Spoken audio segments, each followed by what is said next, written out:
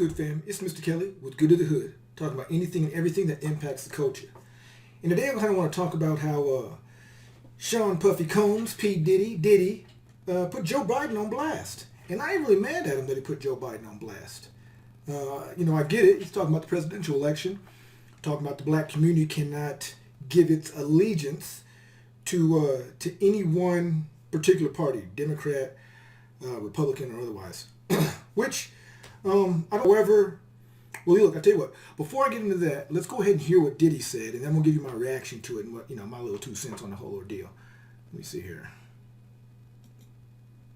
Black vote is not going to be for free. What are we getting in return for our vote? Nothing has changed for Black America. And in order for us to vote for Biden, we can't be taken for granted like we always are because we're supposed to be Democrats or because people are afraid of Trump. It's whoever's going to take care of our community, whoever wants to make a deal. It's business at this point. We can't trust politicians. Biden needs to make it clear that he's going to change the lives and quality of life of Black and brown people. I will hold the vote hostage if I have to.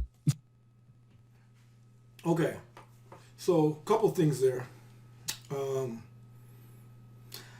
The sentiment and what Diddy's saying, I agree with. I mean, look, Diddy. Okay, so first off, what kind of person is Diddy, right? Everybody knows he's probably going to be the next billionaire in the hip-hop world, right? Okay, that's a given. He's probably going to be the next one. You got Dr. Dre, Dr. Dre's pretty close. We all thought he was, but come to find out he wasn't. But anyway, Dr. Dre's pretty close. Yeezy is, Jay-Z, Puffy's absolutely going to make it happen. Thing is with Puffy, though, it's kind of crazy. And not that it takes away from what he's saying, but Puffy is he's another one of those guys that just doesn't pay his artists. I mean, he'll shut you down in a heartbeat. I mean, look at all the guys that he's had, or groups even. What he did to Aubrey Day, what he did to Danity Kane, what he did to what's some guy's name, man? They were on that same show, some 24 something. I don't know, but you know what I'm talking about. I'll put a pop-up thing on it. But anyway, Diddy ain't known to be paying people. Craig Mack, all these other guys, right? But anyway, that's notwithstanding. It just kind of his credibility is a little bit like whatever. But anyway, so Diddy has a good point. The problem is this. Now you're saying this. Like, where was this energy beforehand, right? Okay, that's fine. Yeah, as you learn, you change, and when you know better, you do better. Okay, I get it. Here's the thing, though. With Trump, with Diddy putting it out there right now like this, our options really is either Joe Biden or Donald Trump. Now, Donald Trump makes a lot of tries to take a lot of credit for things that aren't necessarily his. Like, hasn't been able to maybe sustain during his administration or maintain, say, black unemployment being at a good level, right? And this kind of thing. But he never what happens is it's momentum.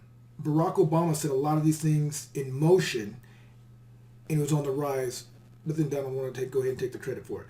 Donald Trump already had a problem with the first black president with the whole birther movement. Donald Trump saying things like, there's good people on both sides when the whole when the incident happened there in Charlottesville. Just things like this, right? That's fine. Like, whoever the messenger is, as long as it's beneficial for the community, I get it. Okay? I'm just saying I'm not 100% convinced that that's the case with Donald Trump, right? Nothing that he has blatantly said or done specifically shows that that's where his heart's at. And even if his heart's not in it, let's just get the results. Okay. Joe Biden.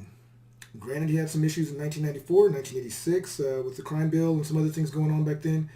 Okay, it's 2020. He was the vice president for the first black president for 8 years. Now, I do agree that Joe should probably say specifically what he's going to do. Now, he did specifically say he's going to have a black female vice president. He said that during the debates. We got to hold him to it. But the big issue is what's really going on as far as to help the black and brown communities. And that should be looked at regardless of who's running. Truthfully, the Democrats and the Republicans pander and have exploited a number of people. Whether it's the LGBTQ community, whether it's women, whether it's the black community, whether it's immigrants, they're always pandering. Even pandering to rich people, right? That's the Republicans' whole ordeal. So we need to get with the issues, and we need to do the issues that really matter. Focus on the issues that really matter. But we're doing this now. It's April, so May, June, July, August, September, October, November, 6 months. Should have been having this energy a long time ago. Truthfully, we should have I don't think we should have a two-party system to begin with. You should have four political parties, I would say. You have your Democratic Party, okay, and you have your Republican Party. But I feel like you should have a Democratic Party moderate, where where they're moderate, but maybe they lean a little left. Republican Party that's moderate, but they lean a little right, or however that would be, right, lean left, left and right, whatever. You understand what I'm saying? Because you have two completely different parties that it's so polarized, right? Even if you're kind of left, but not really, you still got to go over here. Even if you're kind of right, but not really, you know what I'm saying? So, like John Kasich, he was a good candidate because he was moderate Republican. I feel like even like Trump actually is a third party. He's not really Republican to begin with. But either way, Diddy saying this right now is probably not the greatest or the best of timing, right? Because what's going to happen is people are going to say, well, I'm not going to vote because Joe Biden is this, that, and the other, which means we're stuck with Donald Trump for another 4 years. And to be honest with you, I think he's going to get elected anyway. I think Donald Trump is going to get reelected. He's going to do another 4 years. So really the focus is what's going to happen in year 5, right, which would be his 8th year as president. Just because, I feel like there's no unity with the Democratic Party. There just isn't. One thing I will say about Republicans, they absolutely fall in line. Right, wrong, or indifferent, the Republican Party falls in line. And the only way you can make it with the Democratic Party is you got to fall in love. Right? They got to really like the candidate. It's not really about the issues all the time, or it's just about one or two issues. And they're quick to throw off somebody in the Democratic Party. In the Republican Party, if you say you're a Republican, whether they agree with you or not, they're going to ride with you. All those guys that was on stage 3.5 years ago going against Donald Trump, there's like 16, 17 candidates for the Republican nominee. And Donald Trump was just knocking them off one by one. Boom, boom, boom, boom. Just insulting them. Little hands this, blah, blah, this. Like it was just whatever. But by the end of the day, what happened? Every last one of those Republicans fell in line. Every one of them.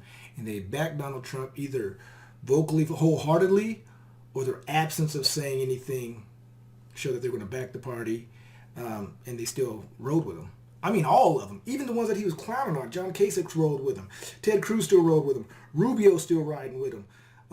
Who's that chick that he said looked ugly? Carly Ferroni or Ferrona or whatever. He was insulting her. She rode with him. Democrats don't do that. They got to fall in love. They will never fall in line. But it is what it is. Whole point is Puffy. I get it. This is probably not the best time for that whole movement. We're going to be stuck with Donald either way. But I understand what Puffy's saying. I agree with him. I just think that his timing is horrible. But there's absolutely nothing wrong with demanding what you feel the community needs. Problem is this, too, is Republicans don't really care about that because, first of all, the black population in the United States is 12%. Blacks comprise of 12% of the entire U.S. 12%. And I don't even know what the numbers are for how many of that 12% is part of the voting population. And then what percentage of that is actually going to go out and vote, right? And really, for it to really be a movement that really works, it can't just be about the black community. It's got to be about the brown community too. It's got to be about the yellow community. You got to worry about Hispanic needs. You got to look at Asians in America. All these people have built America and have been exploited, right? Everybody knows about slavery with the black community. Not everybody knows that Chinese were also enslaved, right? And they're the ones that primarily built the railroads. Obviously, the Hispanic community to this day, although not enslaved, definitely feed the economy in a big, big way for a number of years, agriculture, construction, so on and so forth, right? It's everybody has built and imparted something to this nation, right? That notwithstanding, Puffy coming out and talking all this with Joe Biden right now, it's just the timing is off, man. Timing is off. but I get it. That's my 2 cents. Tell me what your 2 cents is on it.